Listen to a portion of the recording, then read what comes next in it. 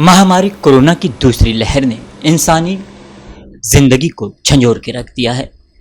मुंबई महाराष्ट्र की बात करें तो मुंबई महाराष्ट्र में 2021 में तेजी से कोरोना लोगों को अपना शिकार बना रहा है। इसी पर आज हम चर्चा करेंगे। जिला अध्यक्ष माइनॉरिटी सेल के कांग्रेस पार्टी के आजम लब्बई जी हमारे साथ मौजूद हैं।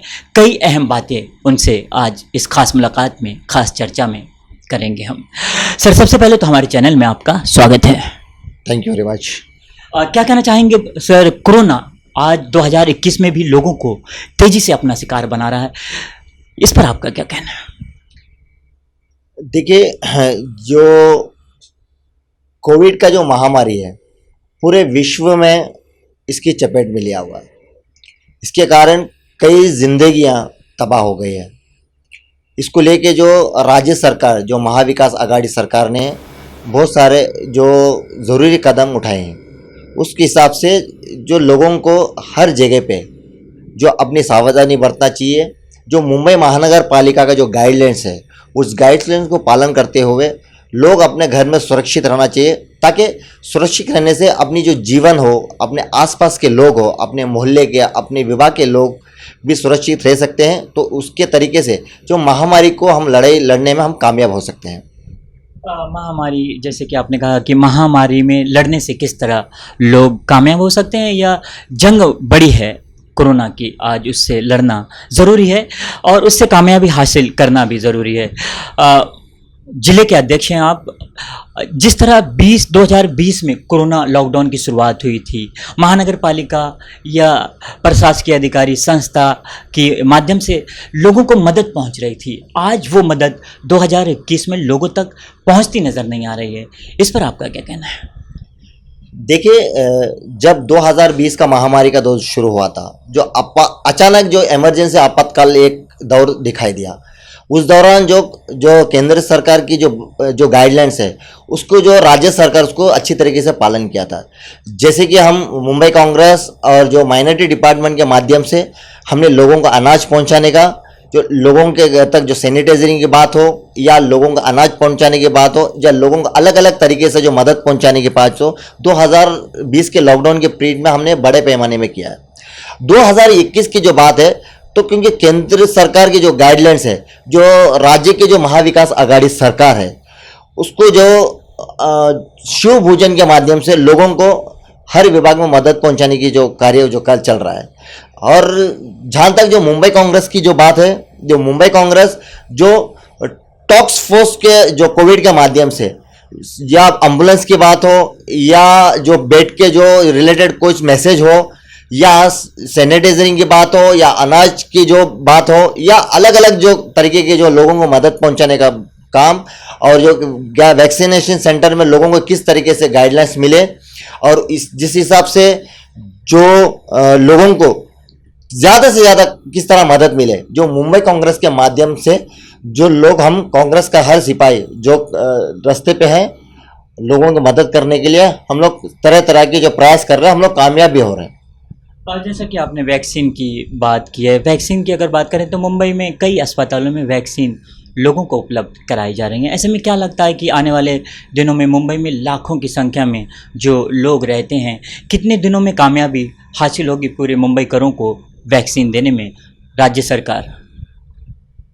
देखो, जहाँ तक जो देश के हर नागरिक को वैक्सीन जो उपलब्ध जो कराने की जो जवाबदारी और जिम्मेदारी जो केंद्र सरकार की है। केंद्र सरकार जिस तरह जो हमें राज्य सरकारों को जो मदद मिलेगी, जो हमारा जो राज्य का जो प्राथमिकता, जो मुख्यमंत्री उद्धव ठाकरे जी ने कहा था, हर व्यक्ति को महाराष्ट्र में वैक्सीनेशन मुफ्त मिलेगा, लेकिन हम उसमें सफल भी हो सकते हैं।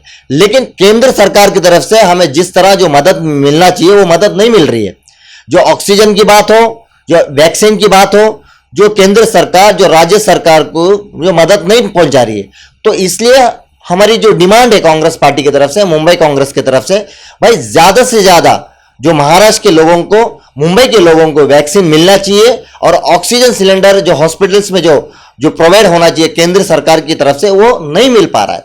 तो हमारी डिमांड है मुंबई कांग्रेस की तरफ से, भाई हर नागरिक को वैक्सीन मिले, हर हॉस्पिटल में जो दवाई और जो ऑक्सीजन सिलेंडर जो उसके जो ज़्यादा से ज़्यादा जो महाराष्ट्र सरकार की तरफ से जो हॉस्पिटल को मिलना चाहिए, ताकि उसकी जो मदद कौन करेगी, जो केंद्र सरकार करेगी। केंद्र सरकार कहीं ना कहीं जो राज्य सरकार के साथ में एक दोहरापन दिखाई दे रहा है।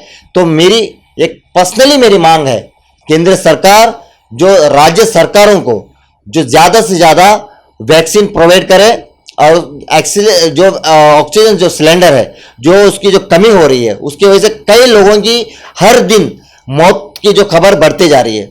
तो अगर केंद्र सरकार जो राज्य सरकार को जो मदद होता है तो ज़्यादा से ज़्यादा लोगों को बचाने में जो राज्य सरकार की भूमिका रहेगी। संकट की घड़ी चल रही है, ऐसे में केंद्र सरकार ने भी राज्य सरकारों को मदद करना होगा। आजम लब्बई जी हमारे साथ चर्चा कर रहे हैं। जिले के माइनॉरिटी सेल के अध्यक्ष हैं आजम लब्बई जी। अपने सामाजिक कामों के लिए जाने जाते हैं, हमेशा लोगों को मदद करते नज़र आते हैं आजम लब्बई जी। कोरोना संकट में भी उन्होंने अहम भूमिका मुंबई शहर में निभाई थी। क्या कहना चाहेंगे, रमज़ान का मुबारक महीना चल रहा है, ऐसे में ईद भी होने वाली है, ईद की क्या शुभकामनाएं आप लोगों को देना चाहेंगे? आज लॉकडाउन लगा हुआ है, नमाजें भी शायद मस्जिद में लोग अदा ना कर पाएँ, घरों पर ही अदा करनी होंगी नमाजें। तो आपके माध्यम से कोरोना के इस काल में किस तरह आप किन शब्दों में आप शुभकामनाएं और ईद की नमाज अदा करने की अपील करेंगे? पिछले साल 2020 के महामारी के दौरान लोगों ने घर में रह के अपनी ईद उल फितर की नमाज अदा की थी, और इस बार भी जो मुंबई महानगर पालिका जो राज्य सरकार का जो गाइडलाइंस है, जो तमाम जो आलम इस्लाम के लोगों ने उसको पालन किया है। और मुझे ये उम्मीद यही भी है, क्योंकि इस संकट की घड़ी में, महामारी के जो इस दौरान माइनॉरिटी समाज के लोग, जो राज्य सरकार हो या केंद्र सरकार हो, उनके गाइडलाइन को बहुत अच्छी तरह से पालन किया है। क्योंकि जहाँ जिस वतन में हम रहते हैं उस वतन की हिफाजत करना, उसकी कानून की इज़्ज़त करना हमें अच्छी तरह आता है। और कुछ ही दिनों में जो रमज़ान का मुबारक महीना ख़त्म होने वाला है, ईद उल फितर की नमाज अदा करना है।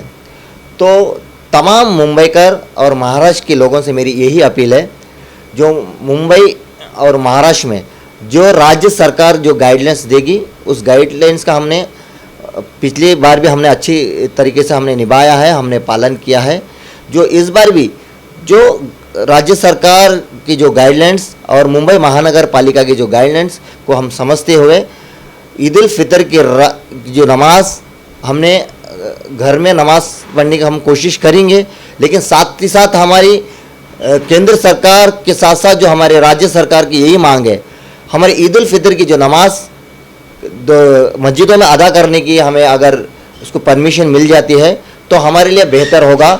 लेकिन कोरोना का कार्यकाल चल रहा है, कोरोना का जो महामारी के दौरान जो केंद्र सरकार और राज्य सरकार जो भी गाइडलाइंस देंगे, हम गाइडलाइंस का अच्छी तरह फॉलो करेंगे। जो तमाम आलम इस्लाम को मैं आने वाले ईद उल फितर की मुबारकबाद देता हूँ, पूरे देशवासियों को ईद उल फितर की मुबारकबाद देता हूँ। घर पर रहे, सुरक्षित रहे, देश बचेगा तो हम सब बचेंगे। जय हिंद। तो ये थे हमारे साथ में आजम लब्बई जी, माइनॉरिटी सेल के जिला अध्यक्ष हैं। अपने कामों से इन्होंने लोगों को कोरोना काल में आजम लब्बई जी लोगों को मदद करते हुए नज़र आए थे। मुंबई शहर में बड़ी संख्या में संकट की घड़ी में ज़रूरतमंद थे, ऐसे लोगों को राशन का वितरण बड़ी संख्या में आजम लब्बई ने मुंबई शहर में किया था। तो खास मुलाकात, खास चर्चा में आज इतना ही। दीजिए इजाज़त, फिर किसी शख्सियत के साथ किसी अन्य मुद्दे पर फिर मुलाकात करेंगे। तब तक के लिए नमस्कार। हमें लाइक करें। मुंबई और महाराष्ट्र से जुड़ी हर खबर के लिए STV न्यूज़ को सब्सक्राइब करें, बेल आइकॉन को प्रेस करें और पाएं ताज़ा तरीन खबरें।